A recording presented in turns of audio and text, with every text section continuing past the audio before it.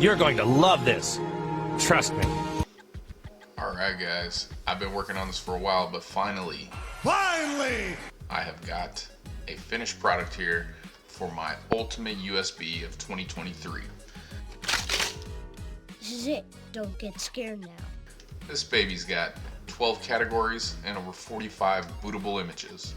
So let's take a look. We've got antivirus rescue as a category. We have some desktop operating systems. We have forensics, hypervisors, multiple tools or multi-tools, networking, pen testing and offensive security, privacy, security, server operating systems, system administration, and tools. Just a quick note here guys, some of these ISO names you have to scroll to the right to see the whole thing. I'm using an HDMI to USB adapter, so the resolution gets thrown off a bit, but when you boot directly into your PC or laptop with this USB, should not have the problem. Let's just dive right in guys. So antivirus rescue, we have Avira Live Rescue CD, we have Comodo, we have DrWeb Live Disk, we have ESET, and we have Kaspersky. Now you'll notice on some of these I have labeled them BIOS only or UEFI only. This is from the testing I've done. There are a few, the majority of these, I'd say 40 out of the 45 boot on either legacy BIOS or UEFI, but there were a couple I was having issues with on UEFI and or BIOS, so I did label those accordingly. I also went and made notes on all these, so if they're live versus installer, I did note the ones that are live. So for desktop operating systems guys, we've got Arch Linux, we've got Debian, and again if you scroll over here you're going to see like UEFI only on that one. We've got Fedora, we've got Linux Mint, Manjaro, we've got OpenSUSE, Pop! OS, Ubuntu, Xubuntu, and Zorin. And for the operating system guys, the ones that say live, they also, I believe all of these also come with an option to install. So I like that flavor better, and the majority of these I try to get all the lives that I could so that you can either test them first, and then if you like them you can go ahead and install them. So quite a few desktop OSs. We've got a couple of forensic tools, classic here, Caine and Santoku, and these are both live forensic operating systems. Got a couple choices for hypervisors. We've got OpenMediaVault and we've got Proxmox. Proxmox is a good one. I'll probably do a series on that later. Multi-tools, very powerful stuff here guys. Hiren's boot CD, Medicat Live, fanboy alert.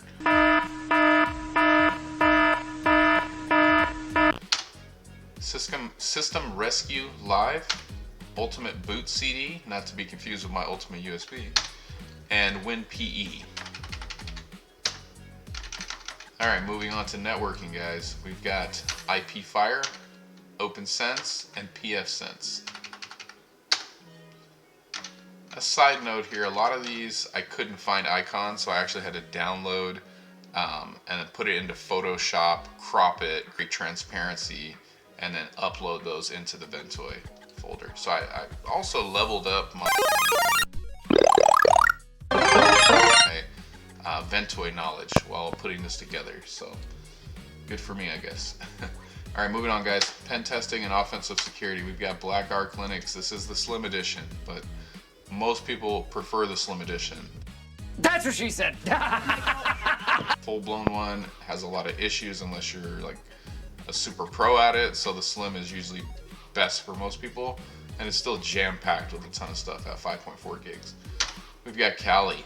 Another fanboy alert for me, I'll admit it. And we've got Parrot, a good security live as well. Alright guys, moving on to privacy. We've got Robo Linux, and of course we've got Tails. So a couple good options there, live ones that we can boot into and have privacy. Alright, next category is security. We've got the Network Security Toolkit, and then we've got Selks, and those are both live. Moving on down to server OSs. So we've got CentOS, we've got ClearOS or ClearOS, we've got the Neth server, we've got a couple Proxmox ones here. We've got a backup server from Prox, and we've got a Proxmox mail gateway. Haven't checked these out, but I'm a fan of Proxmox thus far, so I wanted to throw those in there for you guys. And then of course we have Ubuntu server 22. Alright, next on the list, guys, we've got system administration, and there's just one tool in here. It's kind of a Linux classic, the grml64. I'm not super familiar with it, but reading up on it sounds like it's really handy. You can do a lot of system administration tasks from there. Moving on down the line, guys, next category is going to be tools. I believe this is the last one on our list. So we have the Boot Repair Disk Live 64-bit. We've got good old Clonezilla, that's live. We've got Debian, this is a boot nuke. I think this one was BIOS only. Yeah, it was. For me anyway. You guys were free to test these out. Gparted live. And then we've got the good old memtest 86. So like I said, guys, this thing is jam-packed with a lot of tools. I went ahead and put this by default into tree view or category view for you. Created this custom background. Created a couple rules there, or some logic within the JSON file. So if you boot into BIOS, you'll know that you're in BIOS mode because that little blue logo towards the bottom right there that currently says UEFI, that will say BIOS instead. So just an indicator to let you know where you're at. So if you read some of these on the screen that say BIOS only or UEFI only, you're going to know whether or not they should work on your particular boot instance of your device. Alright guys, this thing will be going live on eBay soon. Probably started out at $32.99. Again, this is a 128 gigabyte flash drive. It is a USB 3.0, and it has a ton of valuable software on here for you guys to play with. May do a coupon code. If I do, I'll drop that in the comments of this and give you like 10% off for checking out my channel. Stay tuned for more details on that, guys. Okay guys, I also wanted to show you what it looks like if you pop this USB into a computer that's already running. So in other words, you're not booting from it. This is the Ventoy drive that you see here, and here's the folder structure right at the root. So you'll notice all of these folders are the directories or the categories that Ventoy, or this USB in particular, boots into. So when you boot into Ventoy, you're going to see all these different categories. You're not going to see the last one. This is more of a system folder where we do back-end Ventoy configuration. I can show you a little bit of that in a second, but just wanted to talk about the freedom you have with this. So, you know, it comes very nicely packaged for you, custom background, folder structure, tons of ISOs, but that doesn't mean you have to keep all those, doesn't mean you're locked in. You have the freedom to customize this thing to your wildest dreams. So let's say you go into antivirus and you're like, yeah, Avira's good, Comodo sucks, or whatever. You don't like some of these, rip them out, get rid of them. Keep them as a backup if you want, do whatever you want with them. But what I'm trying to say is you can delete or add whatever you want to this thing, right? The only limit is the 128 gigs, which is quite a bit. So feel free to swap these out. Maybe you don't want some of them, maybe they're not working for you, whatever the case may be. You can do that in any of these categories. And oh yeah, you can even create a new category. So let's say you own some Windows ISOs and you want to drop those in here. I don't know all the rules and regs around redistributing Windows software, so that's why I left that one out, by the way, guys, because, you know, didn't want to cross any gray lines or anything like that. So they're readily available for download though. So if you wanted to create a new directory, you could just new folder Windows, and then you can pop some Windows ISOs right in there. And next time you boot into Ventoy, you're going to have a Windows folder. So hopefully you get what I'm saying. You're free to delete these directories, go into them, get rid of some of the ISOs, add ISOs, make this your own creation at the end of the day. I mean, if you like what I did and it's perfect for you, excellent. I think I gave you a very good lineup as a starter for sure. But again, feel free, guys. There's so many Linux distros out there, for example. I'm sure everyone's got their top 5 or whatever the case may be. Feel free to modify this thing to your liking, guys. So yeah, I'll get off the soapbox on that one. The last thing I want to show you is the Ventoy directory. This won't be a full-blown lesson, but just want to show you guys how we actually get the icons and backgrounds and things like that. So we'll start here. There's actually two, one for legacy and one for UEFI. This is a little bit of a custom setup to where we set that in the JSON file, but let me show you in these different directories first. You have a theme.txt file. This is where you do some configuration. Let me zoom out a little here, guys, one sec. So the theme.txt file is where you're going to do configuration of like boot menu and sizing and appearance and things like that. As far as the actual icons, that's built out in the ventoy.json, and this is at the root of ventoy. Let me show you that real quick. So as you see here, guys, we have a theme legacy and we have a theme UFI. So these are the settings for each of those. You can add different parameters here. This is pretty straightforward. This just allows us, for the most part, to select a different theme text file. So you'll notice the directory is different here than here.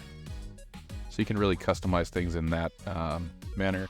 And then this is a command that I added under the control to set it to tree mode. So if you don't have this, it's just gonna blast out like 50 ISOs or however many you have in there all in one list. Not as clean in my opinion, right?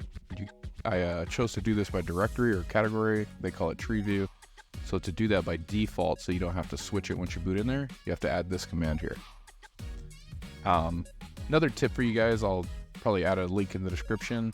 When you're messing with these JSON files, obviously you're going to be doing a lot of Googling and things like that, but you do want to validate these to save yourself the trouble. So there's a good link for JSON validator where you would just copy all this, paste it in, and then hit validate JSON.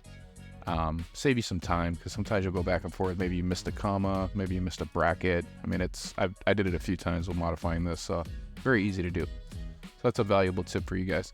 So what we're looking at here, guys, in the menu class, this is where we're pinning icons to different things. So if you noticed when we booted into the Ultimate USB, all the directories had an icon, right? So what this does is it says, okay, this is a directory, or look for a directory, in other words. And this is the actual directory name. When you find that, you're going to give it the class of antivirus. And what this class command here does, guys, is it gives it a PNG file as an icon. It has to have that name. So directory, we spell them exactly out and we put the slash in front, and then we get down into the, quite a few directories obviously, but then we get down into the keys. So the keys are the actual ISO files, and they work a little bit differently. It's a substring of the ISO name. So if you have a key, or an ISO in other words, or an image, because Ventoy can work with IMG and ISO, but you know, an item, let's just say. You have one that contains Kali within the string anywhere, so it doesn't have to be like Kali-2023, 64-bit, all that. As long as Kali is a substring of the key, or the ISO or image, it's going to apply the class, aka the PNG icon file, Kali. So you do have to have a file in there called Kali as far as the PNG goes. And then same thing all the way down, guys.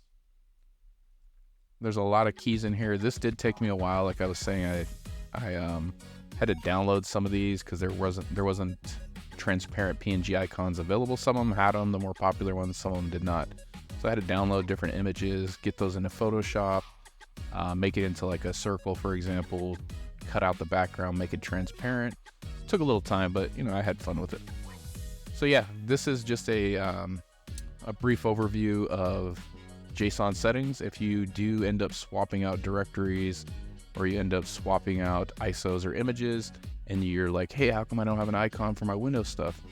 Well, chances are you need to create another entry into the JSON file under the menu class, and just kind of copy what I did here, right? So dir equals /Windows if you added that, and then class would equal Windows.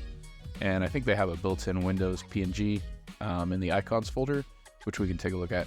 But if not, or you want a different one, which I would recommend because some of the baked in ones are pretty vanilla and lame, feel free to create your own and then just upload that PNG to the icon folder. So let's take a look at that folder real quick, guys.